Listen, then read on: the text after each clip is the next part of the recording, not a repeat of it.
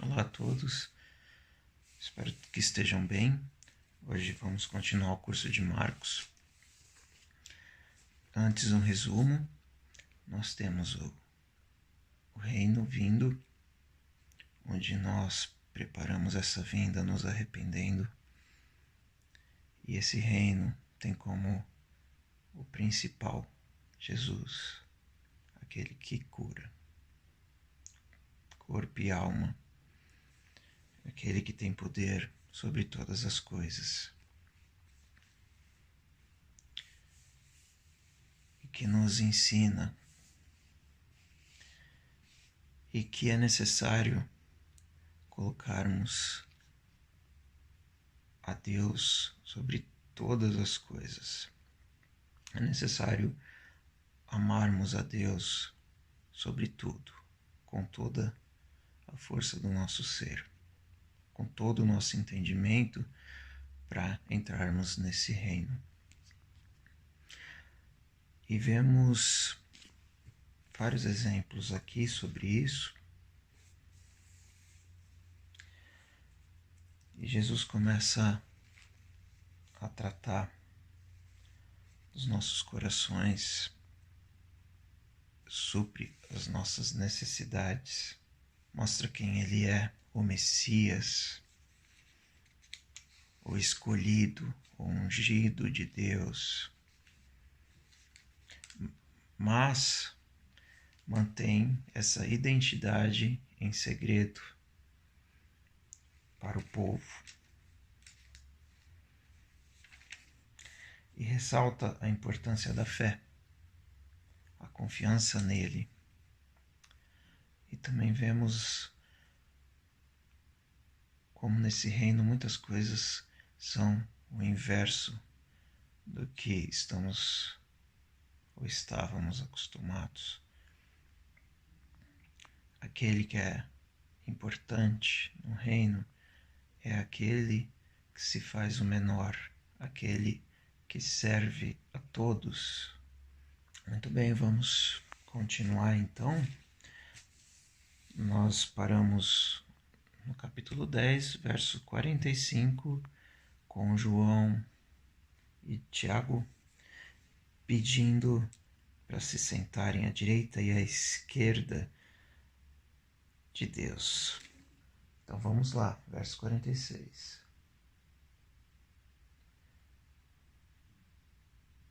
Então Jesus os reuniu para consertar a situação. Ele disse: vocês já devem ter notado como o poder sobe a cabeça dos governantes deste mundo, que logo se tornam tiranos. Vocês não devem agir assim. Quem quiser ser o maior deve se tornar servo. Quem quiser ser o primeiro deve se tornar escravo. É o que o Filho do Homem faz. Ele veio para servir, não para ser servido, e para dar a própria vida para salvar muita gente, servindo a todos. Depois de passarem algum tempo em Jericó, Jesus saiu da cidade, seguido pelos discípulos e por uma multidão. E um mendigo cego, chamado Bartimeu, filho de Timeu, estava sentado à beira do caminho. Quando ele soube que Jesus, o Nazareno, passava por ali, começou a gritar: Filho de Davi, Jesus, misericórdia, tem misericórdia de mim. Muitos tentaram fazê-lo calar, mas ele gritava ainda mais alto: Filho de Davi, tem misericórdia de mim. Jesus parou e ordenou: tragam-no aqui. Eles foram chamá-lo. Hoje é o seu dia. Ele está chamando você. Levante-se. Jogando longe sua capa, ele ficou em pé e foi até Jesus. Jesus perguntou: o que você quer de mim? O cego respondeu: Senhor, eu quero ver. Siga seu caminho. Sua fé salvou e curou você, disse Jesus. No mesmo instante, ele recuperou a visão e seguia Jesus estrada fora. Reparem que como os milagres de Jesus estão totalmente focados, os milagres relatados aqui estão focados em cegueira, mudo, quem é mudo e quem é surdo. Isso tem um propósito que já foi falado aqui, né? Bastante. Capítulo 11. Quando se aproximaram de Jerusalém, à altura de Betfagé e Betânia, perto do Monte das Oliveiras, Jesus enviou 2 discípulos com estas instruções. Vão à aldeia que está adiante. Ali encontrarão um jumentinho amarrado. Ele nunca foi montado. Desamarrem-no e tragam-no aqui. Se alguém perguntar o que vocês estão fazendo, digam: o Senhor precisa dele, mas vai devolvê-lo. Eles foram e encontraram um jumentinho numa rua, amarrado a um portão. Eles o desamarraram, mas alguns dos que estavam ali perguntaram: por que estão desamarrando o jumentinho? Os discípulos responderam exatamente como Jesus os instruíra, e não foram mais incomodados. Assim levaram o jumentinho e puseram suas capas sobre ele, e Jesus o montou. Muitos estendiam seus mantos pela estrada, dando a Jesus uma recepção de rei. Alguns lançavam seus mantos na rua, outros espalhavam ramos que haviam cortado nos campos. Havia muita gente por todo lado gritando: Hosana! Bendito é o que vem em nome de Deus, bendito o reino do nosso pai Davi que está chegando, Hosana nos altos céus. Ou seja, estavam declarando que Jesus era rei, recebendo-o como um rei. Ele entrou em Jerusalém e foi para o templo. Parou ali para observar o movimento, mas como era tarde, voltou para Betânia com os 12. No dia seguinte, depois que saíram de Betânia, ele sentiu fome. No caminho, avistou uma frondosa figueira, aproximou-se dela para encontrar figos, mas não achou nada além de folhas. Não era época de figos. Ele disse à árvore: nunca mais alguém comerá dos seus frutos. E os discípulos ouviram. Chegando a Jerusalém, entraram no templo, e Jesus começou a expulsar todos os que faziam comércio ali. Ele derrubou as mesas dos agiotas e as bancas dos vendedores de pombas. Também não permitiu que ninguém mais passasse carregando cestos pelo recinto sagrado.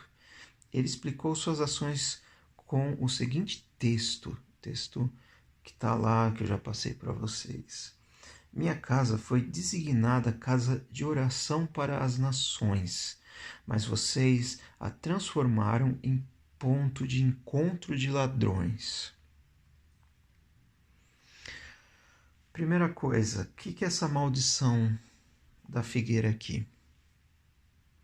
Figueira, tá, nos antigos profetas, é sempre referência a Israel. Israel é tratado em Isaías, em vários textos, como uma figueira. E dá o texto que eu passei para vocês, dizendo: aquele que veio colher os frutos, que plantou e cuidou tão bem de sua plantação, não achou fruto algum. E foi dada a sentença: eu os arrancarei dessa terra e colocarei agricultores melhores para fazer a vontade do meu Pai. É sobre isso que está falando essa figueira.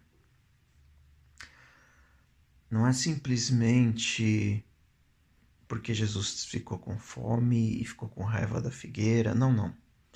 Isso tem uma mensagem clara para ser dita a Israel.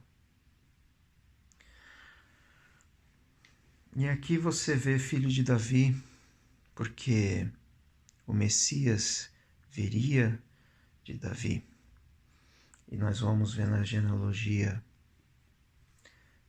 de Jesus em Mateus e Lucas que ele é descendente de Davi. Então aqui está sendo dito claramente, esse é quem esperávamos, que veio estabelecer o seu reino. Continuando, verso 18. Ao tomar conhecimento desses fatos, os principais sacerdotes e os líderes religiosos decidiram que era hora de se livrar dele. Estavam em pânico, porque o povo se mostrava encantado com seus ensinamentos. À noite, Jesus e seus discípulos deixaram a cidade. Vale a pena aqui explicar por que Jesus tomou aquela decisão no templo. Isso já estava escrito também nos antigos profetas, para não fazer a casa de Deus comércio. É um lugar santo.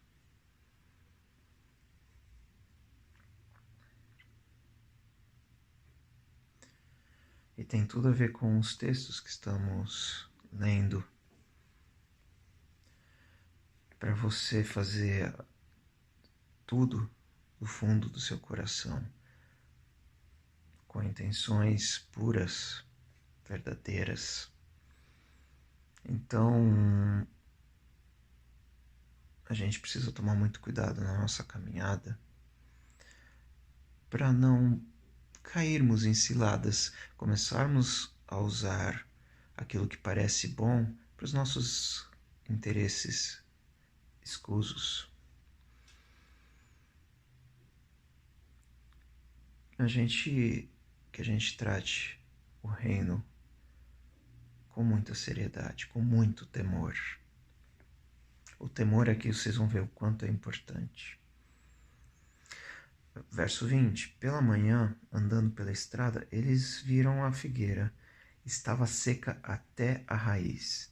Lembrando-se do que acontecera no dia anterior, Pedro disse: Mestre, olha, a figueira que amaldiçoastes ficou seca. Jesus foi direto. Assumam de fato seu compromisso com Deus, e nada será difícil para vocês. Aquela montanha, por exemplo, basta ordenar sem dúvida ou hesitação: pule no mar, e ela obedecerá. Absolutamente tudo, do pedido menor ao maior que vocês incluírem na oração, será atendido, se vocês de fato confiarem em Deus.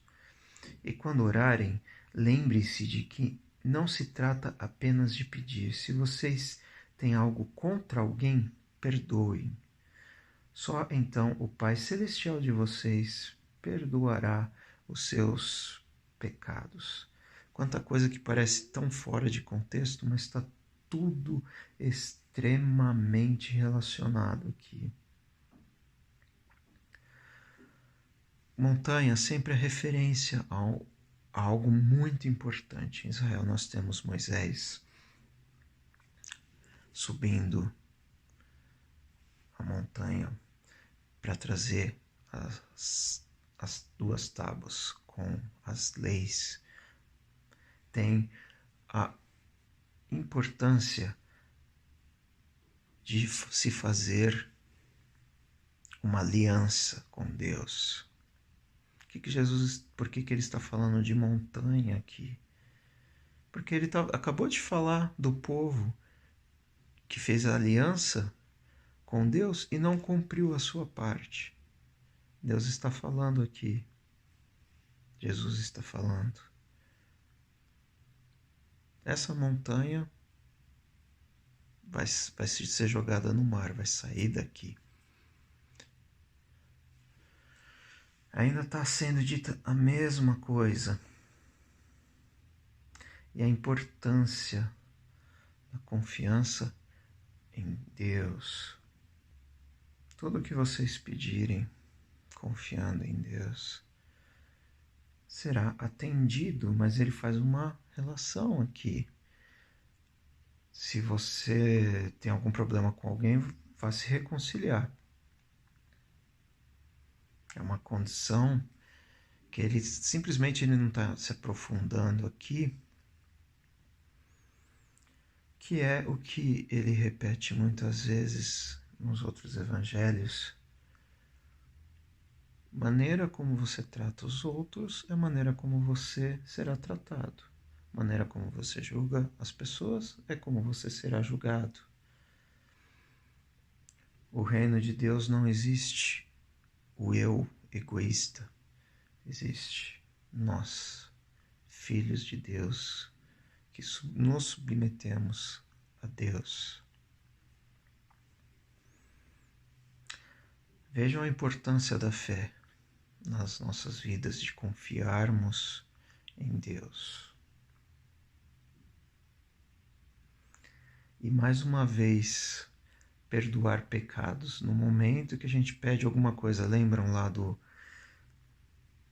aleijado que estava ali para ser curado por Jesus?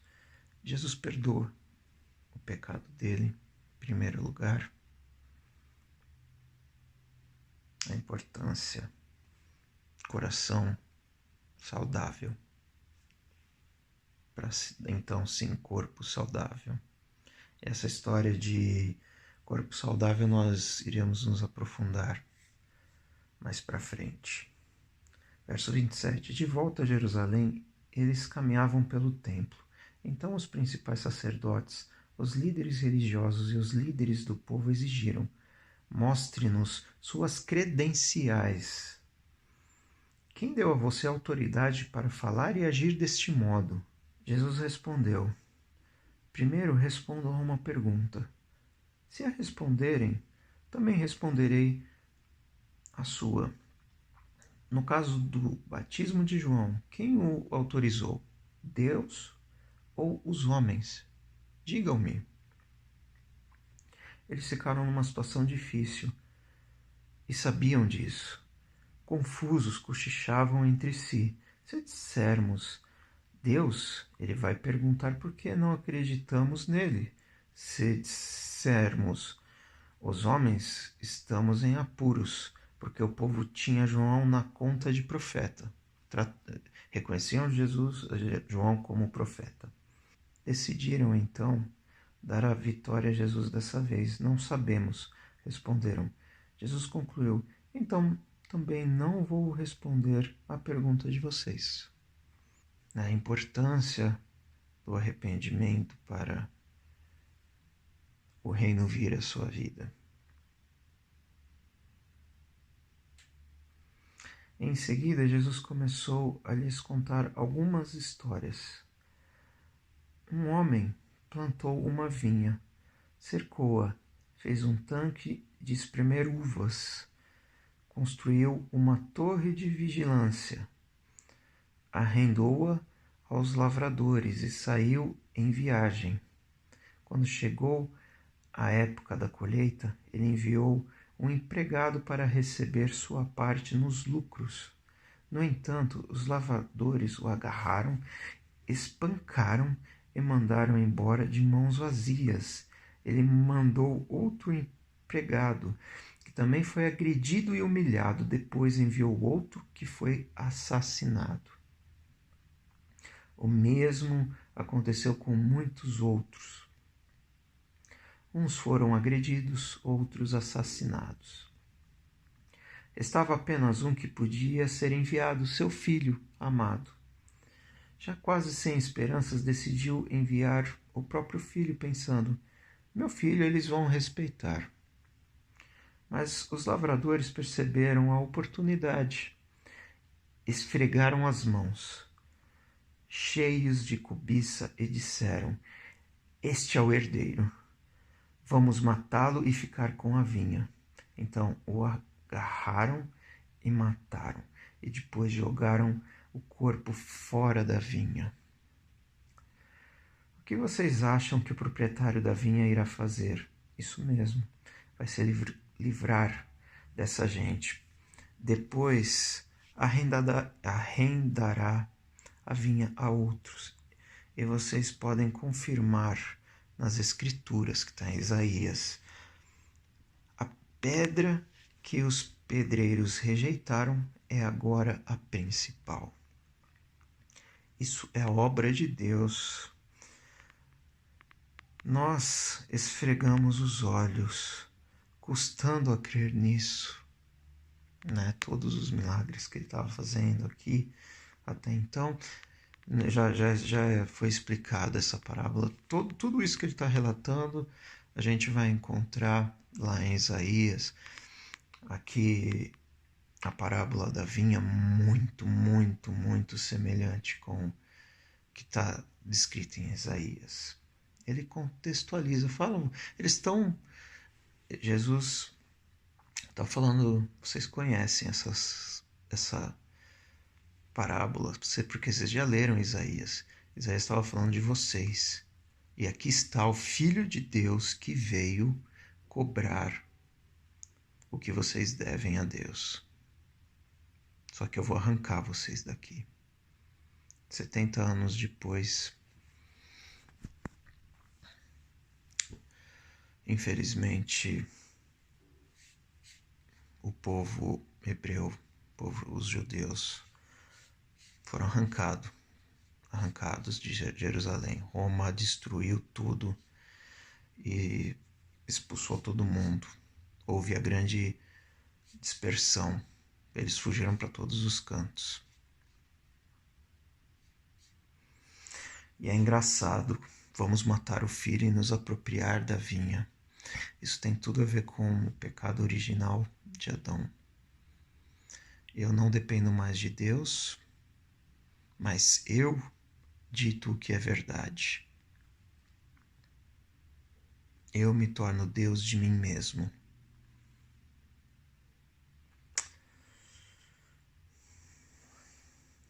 Verso 12. Percebendo que o recado era para eles, os líderes religiosos quiseram prendê-lo na hora, mas como estavam receosos da opinião pública, acharam melhor recuar. Por isso saíram dali tão rápido quanto puderam. Os mesmos líderes enviaram alguns fariseus e partidários de Herodes, certos de que iriam incriminá-lo. Eles disseram: Mestre, conhecemos a sua integridade, sabemos que o Senhor não se importa com a opinião popular, não explora seus discípulos e ensina o caminho de Deus com muito zelo. Diga-nos com toda honestidade, é correto pagar impostos a César, o que o povo odiava, pagar imposto para um imperador que não tinha interesse em ajudá-los, mas sim em explorá-los. Isso causava muita raiva na população. E aqui colocava Jesus num beco, porque se ele dissesse paga, devemos sim, o povo ia ficar com raiva dele. Então, se o amor ao povo, ali era a opinião pública que estava impedindo eles de matar Jesus, se eles conseguem levar o povo para o lado deles, caminho liberado para matar Jesus. Foi essa a pegadinha. Jesus percebeu de imediato a malandragem e disse: qual a razão desse joguinho? Por que tentam me pegar com essas armadilhas? Vocês têm uma moeda? Deixe-me vê-la. Eles lhe entregaram uma moeda. Quem é este que aparece na moeda? Que nome está gravado nela? César. Disseram. Jesus concluiu: deem a César o que lhe pertence e deem a Deus o que lhe é devido. Eles ficaram de boca aberta sem saber o que responder. Questão de o que está no seu coração. Você quer a moeda de César? Ou você quer a vida de Deus? Dê a cada um o que lhe é devido, sirva a todos. O governo cobra impostos, pague e ofereça a sua vida a Deus.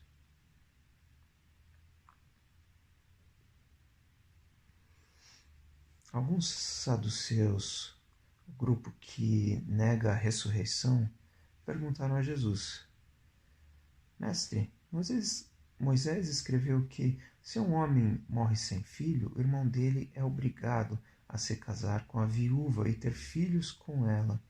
Pois bem, havia 7 irmãos. O primeiro casou-se e morreu sem filhos. O segundo casou-se com a viúva. Ele morreu, mas também não teve filhos. O mesmo aconteceu com o terceiro. De fato, os 7 se casaram com ela, mas nada de filhos. Por fim, a mulher morreu. A pergunta é esta: na ressurreição, de quem ela será esposa? Afinal, ela foi casada com cada um deles. Jesus respondeu: Vocês estão raciocinando errado e vou dizer o porquê. Primeiro, não conhecem as Escrituras. Segundo, não sabem como Deus atua. Depois da ressurreição, o casamento já não mais existirá. Assim como os anjos, toda a nossa atenção estará em Deus. Com respeito à ressurreição dos mortos, vocês nunca leram as Escrituras? Vejam que Deus, de dentro da sarça, disse a Moisés: Eu sou. Não eu era, o Deus de Abraão, o Deus de Isaque, o Deus de Jacó. Que já na época de Moisés tinham morrido. Né? O Deus vivo é o Deus dos vivos, não dos mortos. Portanto, vocês não sabem de nada. Aqui a gente já tem um sinal muito importante para a vida eterna que Jesus tem falado aqui. A ressurreição.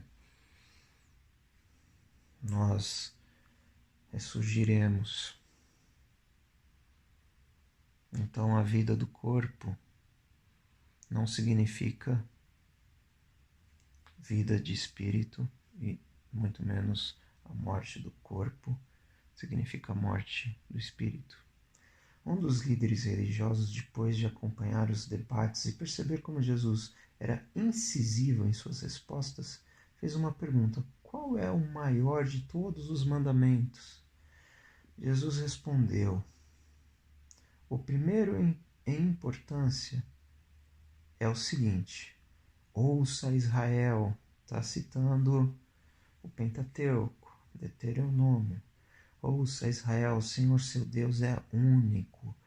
Ame o Senhor seu Deus com toda a paixão, toda a fé, toda a inteligência e todas as forças. E o segundo é: ame o próximo como a você mesmo. Não há nenhum outro mandamento que se compare a esses. Um líder religioso disse: que resposta maravilhosa, mestre! Tão lúcida e precisa. Deus é único e não há outro. Devemos amá-lo com toda paixão, inteligência e forças, e amar ao próximo como a nós mesmos. Isso é melhor que qualquer oferta ou sacrifício. Que atitude externa. Quando Jesus percebeu como aquele homem era sábio, comentou: você está quase lá, quase no reino de Deus. A partir daquele momento, ninguém mais ousou fazer perguntas a Jesus. Não preciso dizer que isso aqui é um ponto-chave, né?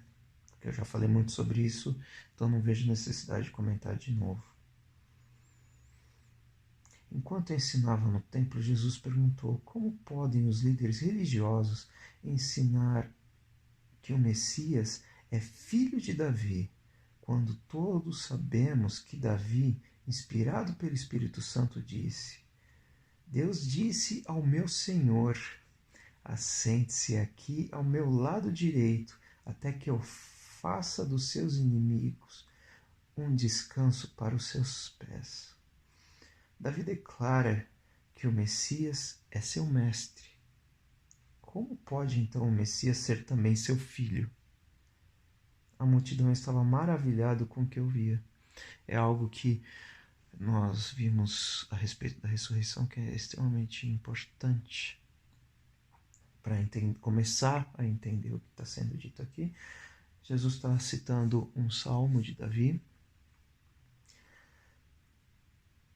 E aqui nós começamos a ter mais indícios de quem é Jesus, o que significa de fato Messias. É alguém que transcende o tempo. Essa informação está sendo acrescentada à identidade de Jesus, que ele fazia de tudo para esconder da multidão. Então, Jesus, o que temos de informação até aqui? Jesus é o Filho de Deus, é o escolhido, é o ungido, aquele que é Senhor já antes de Davi.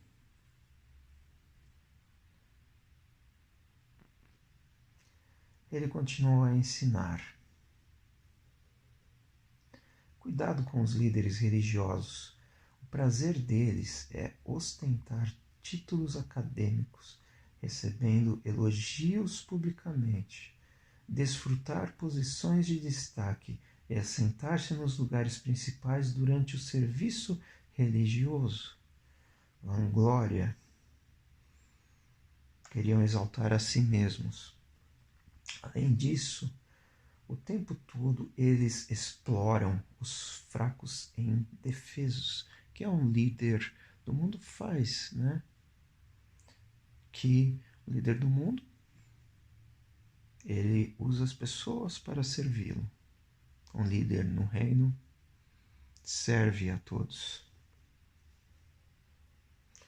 Quanto mais oram, pior fica a situação deles. Mas no fim, eles irão pagar por tudo isso. Assentado atrás de um gasofilácio, é onde se ofertava, ele observava o povo depositar dinheiro na hora da coleta. Os ricos faziam ofertas. Desculpa, eu estou enxergando mal. Vultuosas, mas uma viúva pobre aproximou-se e ofertou 2 pequenas moedas, uns míseros centavos. Jesus chamou os discípulos em particular e comentou: a verdade é que essa viúva pobre deu uma oferta maior que a dos demais. Todos os outros deram do que não precisavam. Ela fez uma extravagância, algo que não podia fazer. Deu tudo que possuía. Mais uma inversão do reino aqui. Aqui, o que vai ser levado em conta é se você tem a sua vida totalmente entregue a Deus. E não se você faz mais ou menos que alguém. Se você tem um título a mais que alguém. Se você se assenta num lugar de destaque perante a sociedade. Capítulo 13. Jesus saía do templo quando um dos seus discípulos chamou sua atenção. Mestre, olha essas pedras, essas construções. O templo devia ser realmente muito imponente e lindo. Jesus disse: vocês estão impressionados com essa arquitetura grandiosa? Tudo isso será um monte de ruínas, até a última pedra. Aqui havia a promessa de Deus de que se o povo quebrasse aliança com ele, ele iria destruir o templo. Então Jesus está falando aqui, o templo vai ser destruído.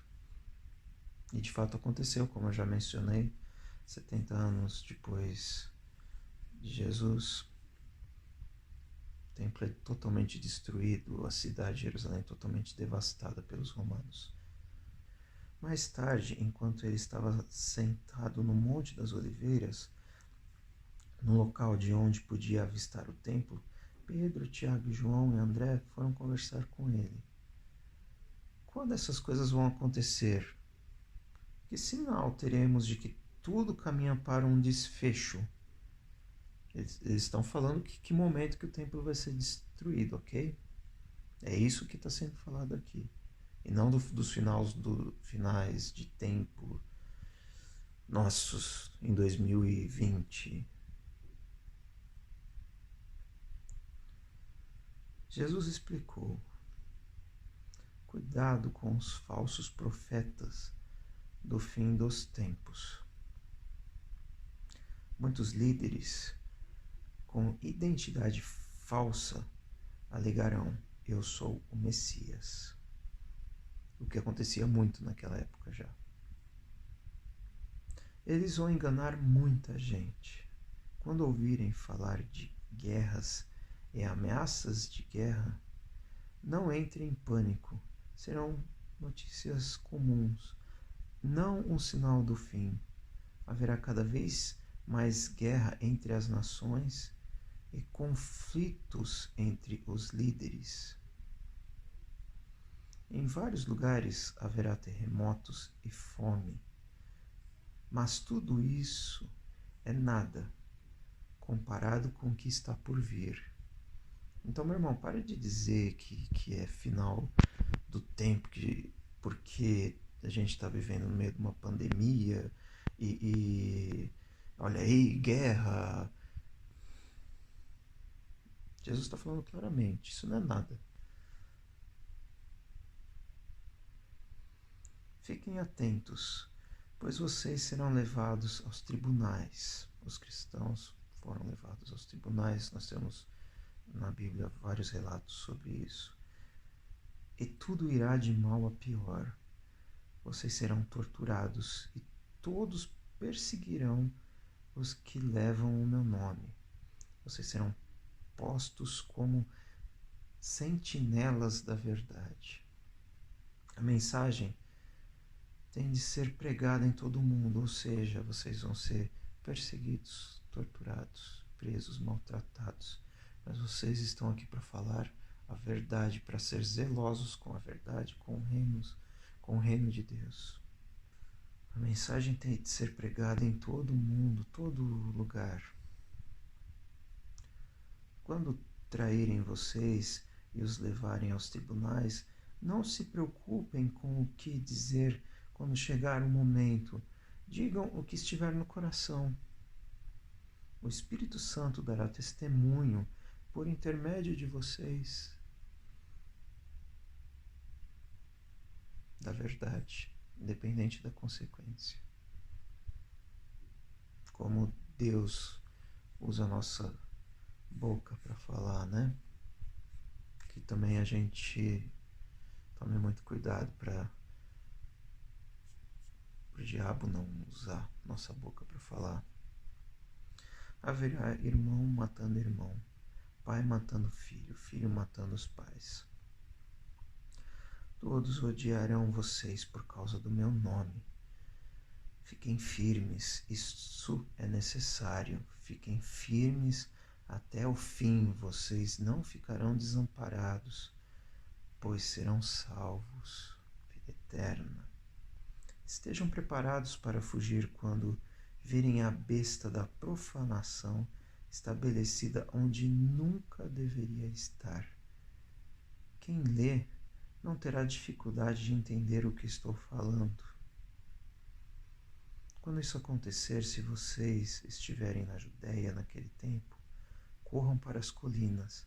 Se estiverem trabalhando no quintal, não voltem para buscar nada em casa. Se estiverem no campo, não voltem para buscar agasalho. As grávidas e as que amamentam sofrerão mais. Orem para que isso não aconteça no inverno. essa besta da profanação tem muito a ver com o que aconteceu no tempo que ele começou a ser usado para rituais pagãos dos romanos, e foi oferecido inclusive um porco ali, animal imundo.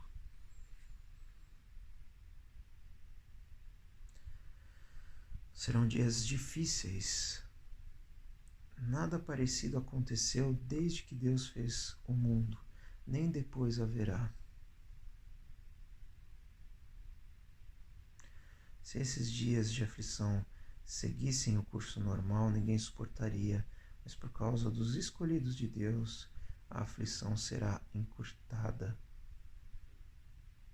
Realmente, quando você vai estudar a história, você vê como os romanos fizeram, foi extremamente cruel. Inclusive, existe um último refúgio dos judeus, que foi em Massada. Eles correram. Massada era onde Herodes construiu para tomar banho ali. Era um lugar no deserto. Eu fui visitar em Israel, tive o privilégio de ir lá. Um lugar, uma montanha extremamente alta, perto do Mar Morto. E que ali Herodes ia para tomar seu banho, enfim, nem vou entrar em muitos detalhes que não convém. E os judeus correram para lá, porque era uma fortaleza, um lugar que realmente havia muita dificuldade.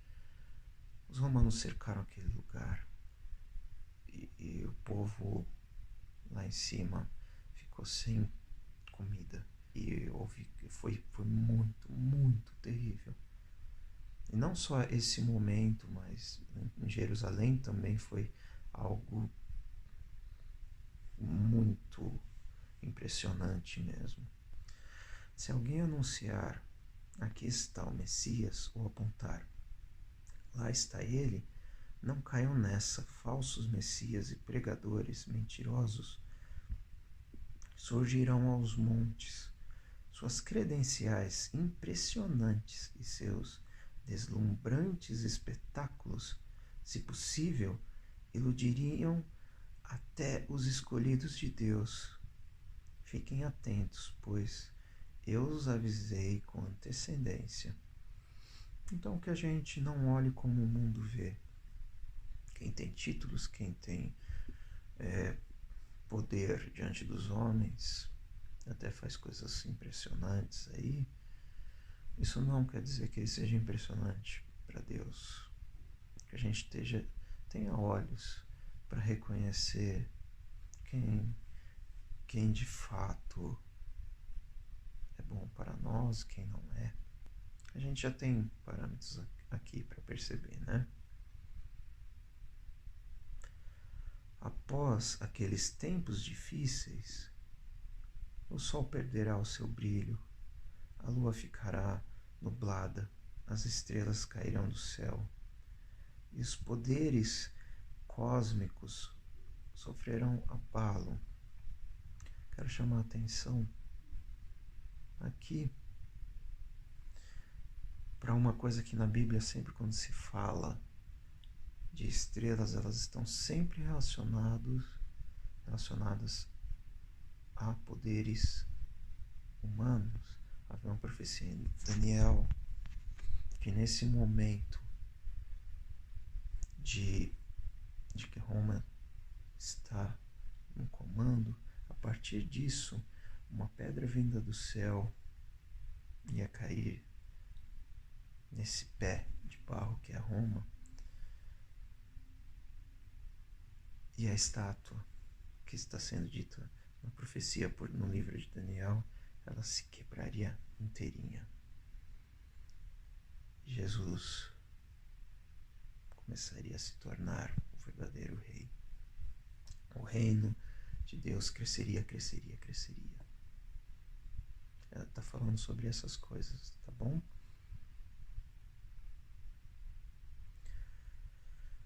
Então, todos irão ver o Filho do Homem chegar em seu grande estilo, seu esplendor encherá o céu. Ninguém deixará de ver. Ele enviará seus anjos que ajuntarão os escolhidos de Deus dos quatro cantos da terra, desde os lugares mais distantes. Agora sim, nós passamos do período de que estava falando sobre a queda de Jerusalém, a dispersão dos judeus. Agora sim, ele está falando de tempos futuros.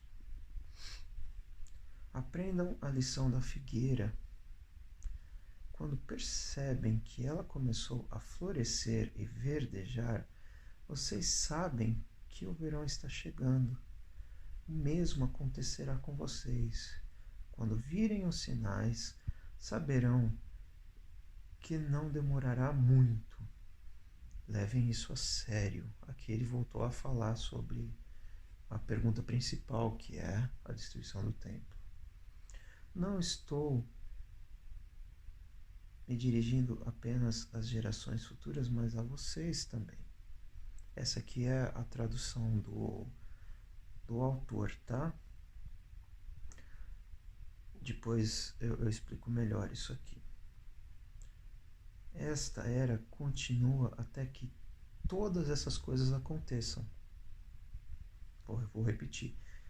Esta era continua até que todas essas coisas aconteçam. Beleza?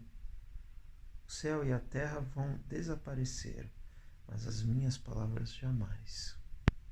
Querem saber o dia e a hora? A verdade é que ninguém sabe. Aqui ele está falando, sim, do futuro. Nem os anjos do céu, nem mesmo o Filho, ele. Só o Pai. Portanto, fiquem atentos, pois vocês não sabem o momento exato. É como um homem que vai viajar e deixa a casa sob a responsabilidade dos empregados, cada qual com uma tarefa, e põe o porteiro para vigiar. Portanto, permaneçam em seu posto, vigiando. Vocês não sabem a que hora o dono da casa vai voltar. Está falando Jesus vai voltar. Ele vai ascender aos céus e vai voltar. De noite à meia-noite, ao cantar do galo ou pela manhã, vocês não vão querer que ele apareça sem aviso e os encontre dormindo no posto. Por isso, reforço a advertência. Permaneçam em seus postos. Vigiem. É o temor. Temor a Deus. Você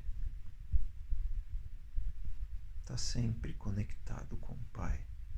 Você pensa nele dia e noite. Então, não digam mais que, olha, está acontecendo tantas calamidades, isso é sinal dos fins dos tempos. O texto claramente não está dizendo isso. Ele está dizendo o dia e a hora do retorno de Jesus ninguém sabe. E Jesus falou tão claramente, não use isso como sinal. Isso não é nada. Dali a 2 dias começaria a festa da Páscoa, com 8 dias de duração, e a festa dos pães sem fermento. Os principais sacerdotes e líderes religiosos estavam procurando um modo de prender Jesus e matá-lo. Eles concordaram em que não deveriam fazer isso durante a semana da Páscoa, né? Não queremos iniciar uma guerra, disseram. A Páscoa era a festa principal deles. Jesus estava em Betânia, como convidado de Simão, o leproso. Enquanto jantava, uma mulher apareceu com um frasco de perfume muito caro. Abrindo o frasco, ela derramou o perfume sobre a cabeça de Jesus. Alguns convidados ficaram indignados. Que desperdício! Esse perfume poderia ser vendido pelo valor do salário de um ano. Ou seja, o que você ganha aí num ano é o que custa o perfume. E o dinheiro distribuído entre os pobres. Eles fuzilavam a mulher com os olhos. Jesus, porém, disse: deixem-na em paz. Por que vocês a incomodam? Ela acaba de fazer algo tão maravilhoso para mim. Os pobres estarão sempre aí, todos os dias, mas eu não. Sempre que quiserem, poderão fazer algo por eles, mas não para mim. Ela fez o que pôde, quando pôde, ungiu meu corpo para o sepultamento, que realmente se fazia isso depois que a pessoa morria, tá? Era um ritual deles. Eles enchiam um defunto de perfume. E essa mulher fez antes. Tenho certeza de uma coisa: em qualquer lugar do mundo em que a mensagem for pregada, o que ela fez aqui será lembrado e admirado. É interessante notar que os discípulos usam uma coisa muito boa, que é a essência da religião, tratado por Tiago e nos antigos profetas, de cuidados necessitados e oprimidos. Eles usam isso, algo tão importante, para criticar a mulher. Dureza de coração, atitudes externas não bastam. O que a mulher estava fazendo era muito mais importante, muito mais necessário ser feito aqui. Vocês estão enxergando melhor? Estão ouvindo melhor?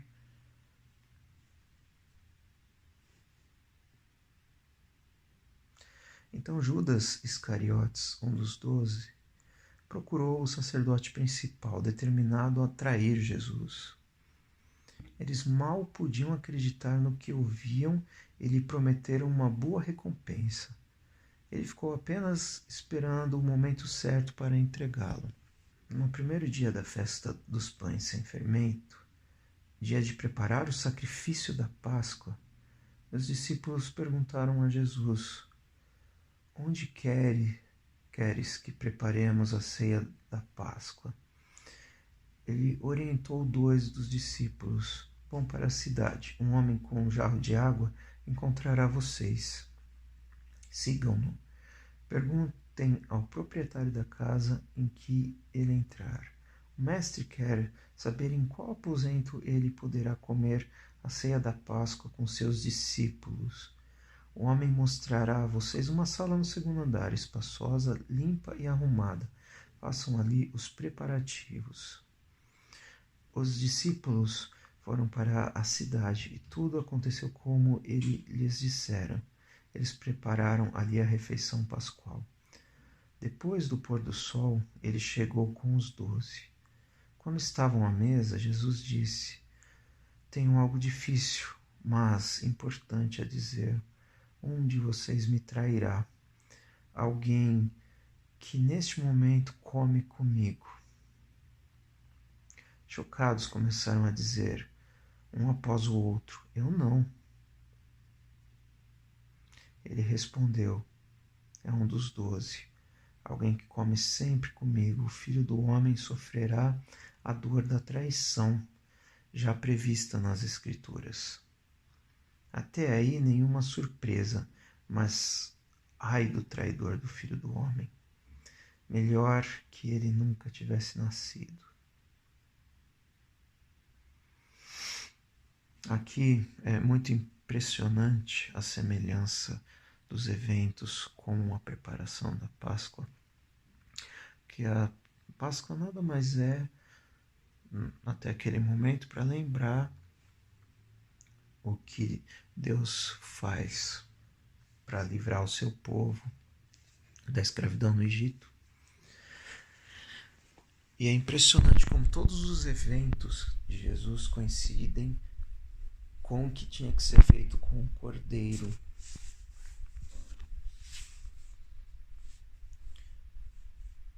Então, a Páscoa, nós vamos ver isso no módulo 2, diz muito, diz tudo a respeito de Jesus aqui. Mas como agora não é o momento de tratar desses detalhes, vamos seguir. Verso 22. Durante a refeição, depois de tomar o pão e abençoá-lo, Jesus o partiu. Deu aos discípulos e disse: tomem, isso é meu corpo. Tomando o cálice e dando graças a Deus, entregou-o a eles também, e todos beberam. Ele disse: isso é meu sangue, a nova aliança de Deus. Lembram da montanha? Essa é a nova montanha, derramado em favor de muitos. Não beberei vinho outra vez até o dia em que o beber no reino de Deus. Comer o pão, beber o vinho, nada mais é do que se tornar um com Jesus, de maneira que tudo em você vai refletir Jesus, como se de fato Jesus estivesse ali. É essa aliança que ele está propondo. Toda vez que a gente bebe a Santa Ceia, a gente está se lembrando disso. Não só do sacrifício que ele fez conosco, mas da aliança que temos com ele. Sermos um com ele. A partir do momento que você bebe o sangue dele, aquele passa a ser o seu sangue. A partir do momento que você come o corpo dele, esse aqui é o corpo dele.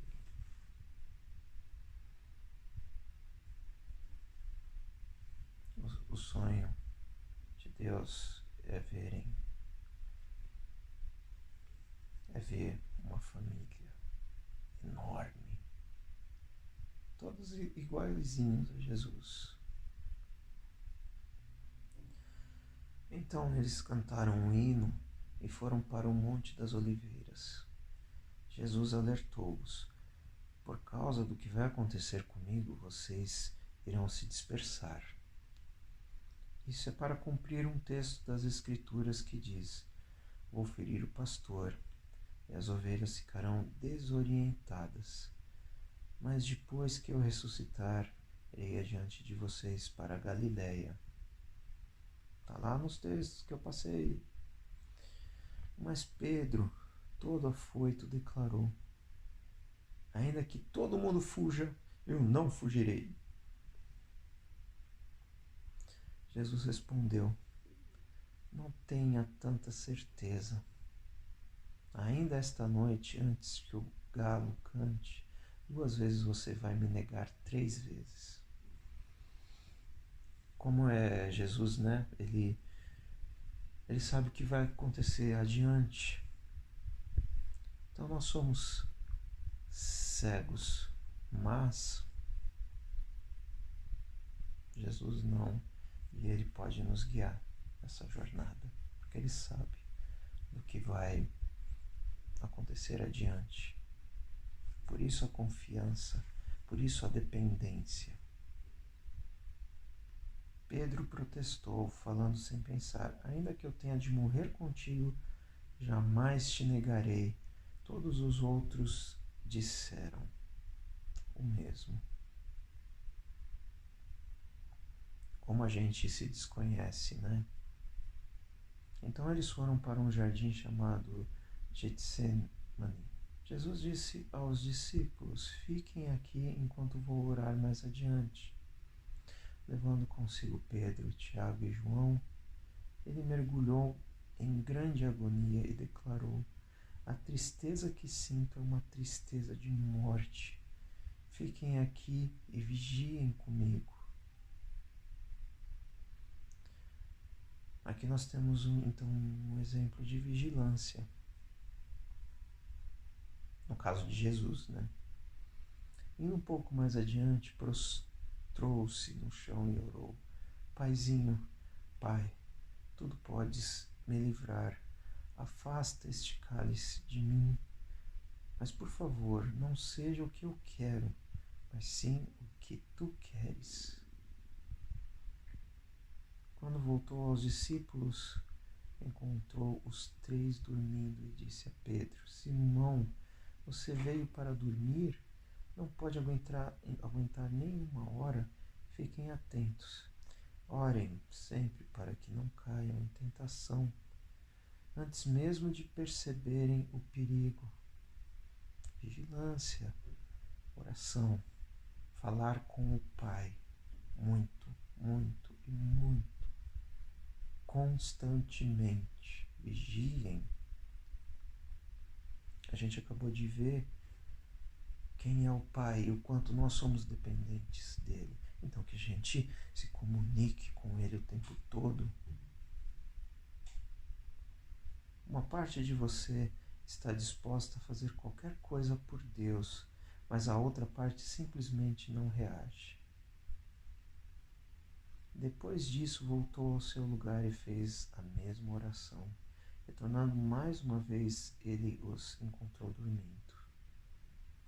Eles simplesmente não conseguiam manter os olhos abertos e não tinham nem como se desculpar. Ele voltou pela 3ª vez e disse: Vocês vão dormir a noite toda? Minha hora chegou. O Filho do Homem está prestes a ser traído e entregue nas mãos dos pecadores. Levantem-se, vamos. O traidor chegou. Continuando, verso 43. Ele mal acabou de falar e Judas, do grupo dos 12, apareceu, acompanhado por um bando de maus elementos, enviados pelos principais sacerdotes, líderes religiosos e demais líderes. Eles traziam espadas e paus. O traidor havia combinado um sinal com eles: aquele a quem eu beijar é o procurado, prendam-no. Não o deixem fugir. Ele foi direto a Jesus e o beijou, dizendo: Mestre. Os homens então o prenderam com muita brutalidade. Mas um dos que estavam com Jesus desembainhou a espada e atacou o servo do sacerdote principal, cortando-lhe a orelha. Mas Jesus reagiu: O que é isto? Vieram me buscar com espadas e paus, como se eu fosse um bandido perigoso? Dia após dia estive ensinando no templo e vocês nunca moveram um dedo contra mim. Vocês acabam de confirmar os escritos proféticos. Nessa hora todos os discípulos já haviam fugido. A gente sabe que foi Pedro que desembainhou a espada na tentativa de defender Jesus. Ou seja, muitas vezes a gente está com super boas intenções a respeito do reino, mas se a gente age com o nosso próprio entendimento diante da nossa cegueira, a gente só faz bobagem. A gente faz o oposto do que tem que ser feito, de fato. E aqui está mais uma vez falando de Isaías, né? Vão maltratar Jesus, vão matá-lo mesmo, né? Vão espancar, enfim.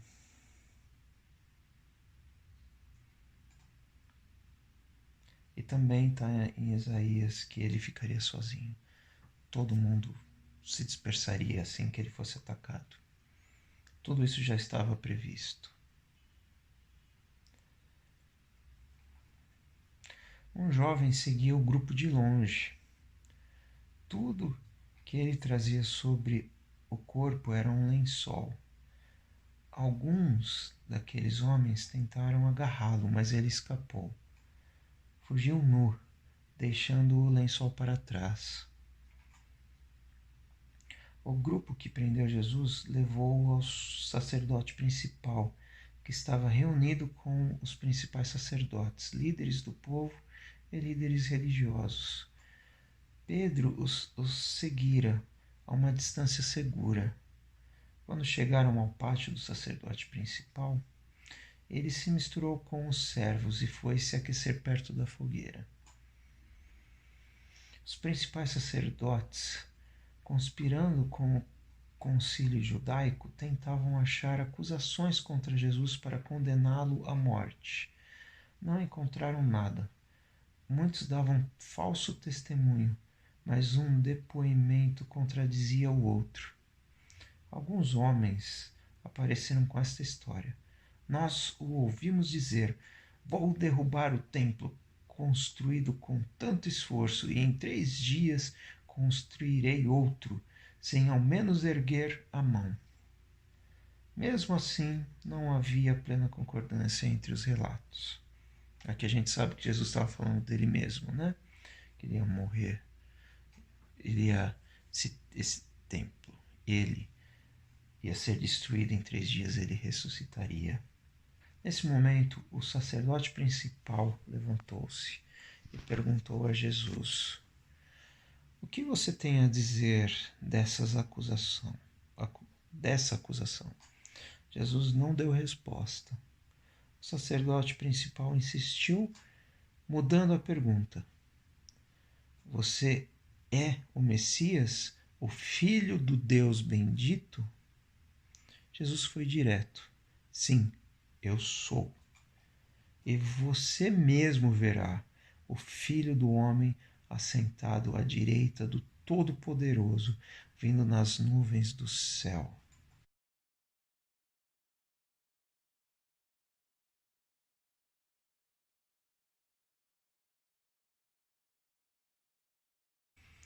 Nessa hora, o sacerdote principal perdeu a compostura. Rasgando a própria roupa, gritou: ouviram isso? Acham que precisamos de mais testemunhas? Vocês testemunharam a blasfêmia. Que blasfêmia? Ele se fez igual a Deus. Ele se declarou Deus. Estaria à direita de Deus, vindo com Deus e os seus anjos em extrema glória. Vão deixar que isso fique assim? Por unanimidade, eles o condenaram. E foi sentença de morte. Que era a sentença para quem se declarasse Deus. Né? Isso está lá na lei. O problema é que um homem se declarar a Deus é uma coisa, o próprio Deus se declarar a Deus é outra, né? Isso estava na lei de Moisés. Não sei se ficou claro. Alguns começaram a cuspir nele. Vendaram-lhe os olhos e batiam nele, provocando: quem bateu em você? Profetize. Quanto de cegueira foi falado aqui, né? Os guardas levaram-no dali, sem interromper o espancamento.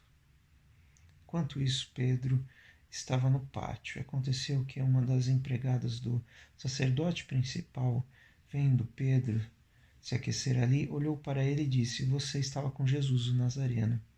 Mas ele negou: não sei do que você está falando. Quando ele passou pelo pórtico, um galo cantou.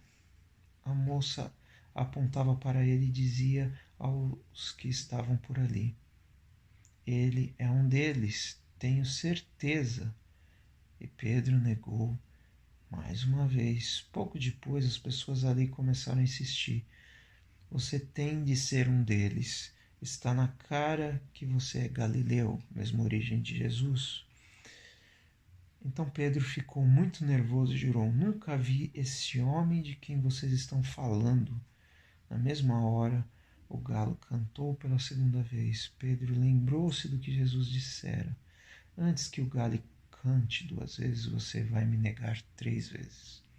Sem se conter, desabou a chorar. Muita decepção consigo mesmo. Capítulo 15.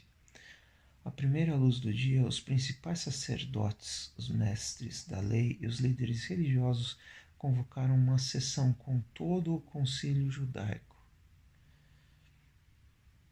Eles amarraram Jesus com cuidado e foram levá-lo a Pilatos.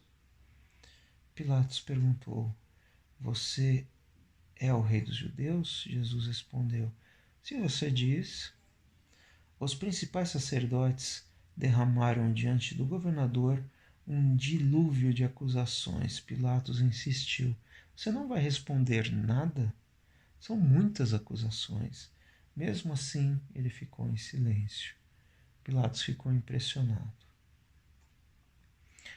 Nós vemos um Jesus que está pronto para morrer, diferente dos outros discípulos que não queriam morrer e não se importavam, quer dizer, se importavam e muito, mas não conseguiam ir de fato se entregar à morte por amor a Jesus. Não estavam prontos ainda. Havia o costume de se liberar um prisioneiro na festa, qualquer um que o povo pedisse. Na ocasião, havia outro prisioneiro chamado Barrabás, preso com revoltosos que haviam cometido assassinato num levante contra Roma. A multidão logo iria apresentar seu pedido e Pilatos se antecipou a eles. Vocês querem que eu liberte o rei dos judeus? O governador sabia que fora por pura inveja que os sacerdotes haviam entregado Jesus. No entanto, os principais sacerdotes haviam orientado a multidão para que pedisse a libertação de Barrabás. Mas Pilatos perguntou: Então, o que farei com este homem que vocês chamam rei dos judeus? Eles gritaram: Crucifique-o. Pilatos objetou: Mas por qual crime? Contudo, eles gritavam ainda mais alto: Crucifique-o. Pilatos atendeu ao pedido da multidão, libertou Barrabás, entregou Jesus para ser açoitado e crucificado. Porque é um povo que se preocupa mais com a comida ou com a situação política. Obviamente não vai ver um assassino que está atentando a liberdade do seu povo com o mesmo ódio que vê alguém que os confronta em sua essência.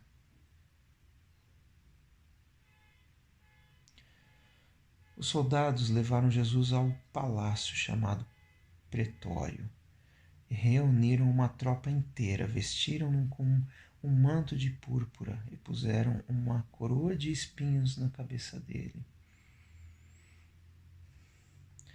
Que a púrpura aqui era só usado para os nobres reis, para alguém que tinha um status social muito elevado, quem realmente pertencia à realeza, né? E aqui estão usando a ironia. Então começou a zombaria. Viva o rei dos judeus! Eles lhe batiam na cabeça com um bastão, cuspiam nele e se ajoelhavam diante dele como se o reverenciassem.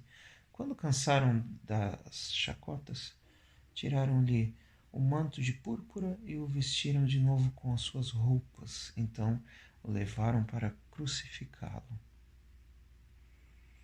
Um homem estava passando de volta do trabalho, Simão de Cirene, pai de Alexandre e Rufo. Eles o obrigaram a carregar a cruz de Jesus. Os soldados levaram Jesus ao Gólgota, que significa colina das caveiras, da caveira. Ofereceram-lhe vinho misturado com mirra para aliviar a dor, mas ele não aceitou. Tudo isso que está sendo dito aqui já foi pronunciado antes nos textos, muitos e muitos anos antes. O próprio Salmo de Davi está falando sobre tudo isso, Salmo 22. Então o pregaram na cruz. Depois fizeram um sorteio para ver quem ficaria com suas roupas. Jesus foi crucificado às 9 horas da manhã. A acusação, o rei dos judeus, foi escrita numa placa. Com ele crucificaram 2 criminosos, um à direita e outro à esquerda. Os que passavam caçoavam, sacudindo a cabeça e ironizando. Você alegou que poderia destruir o templo e reconstruí-lo em 3 dias. Mostre agora seu poder, salve-se. Se você é mesmo filho de Deus, desça da cruz. Os principais sacerdotes e os líderes religiosos também estavam ali, misturados ao povo, divertindo-se, zombando de Jesus. Ele salvou os outros, não pode se salvar. Ele é mesmo o Messias, o rei de Israel? Então desça da cruz. E todos nós acreditamos em você, cegos. Até os que estavam crucificados com ele participavam da zombaria. Então, do meio-dia às 3 da tarde, toda a terra ficou na escuridão, cegueira.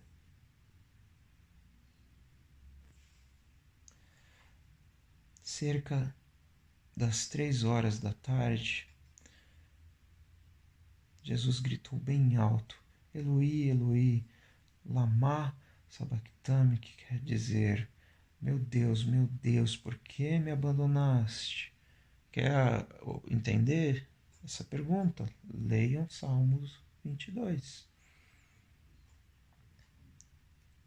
Muito impressionante, né? Bem na hora que o sol deveria brilhar com toda a força, escuridão.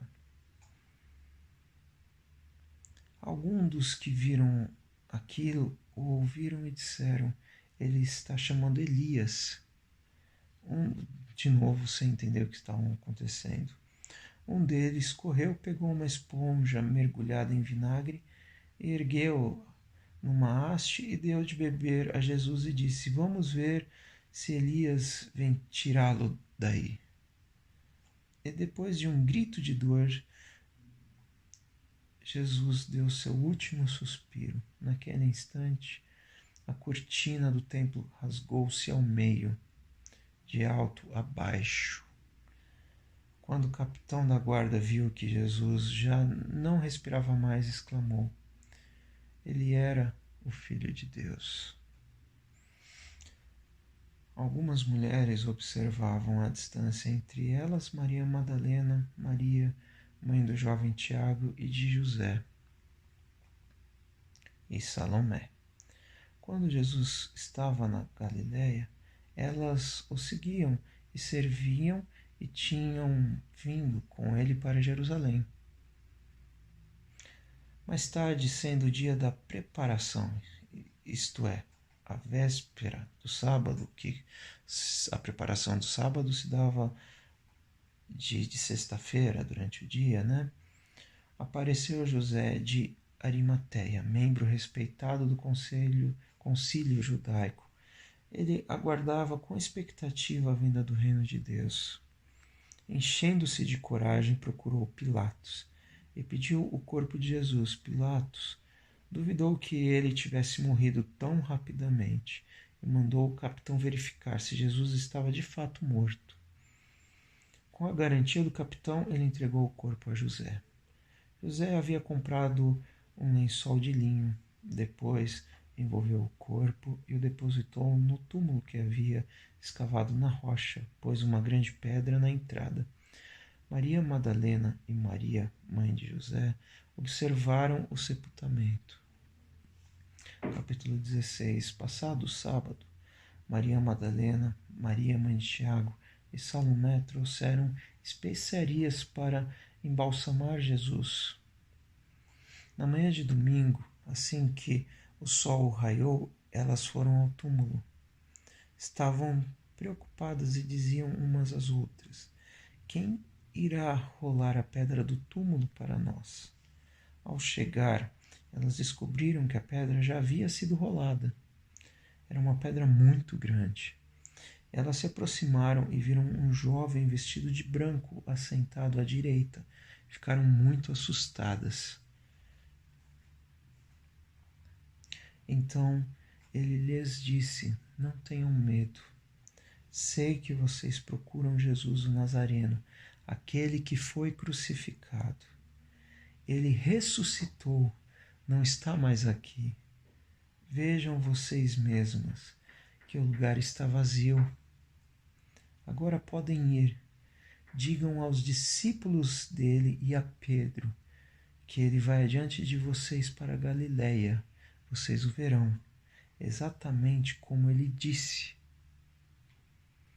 Elas saíram o mais rápido que puderam, nervosas e ainda um tanto atordoadas, amedrontadas, não disseram nada a ninguém. Uma esmagadora maioria de estudiosos dizem que o original termina aqui. Eu também quero terminar com o original. Os acrescentos nós trataremos na próxima aula, que será tratado do Evangelho de Lucas e de Mateus, que tem vários acrescentos.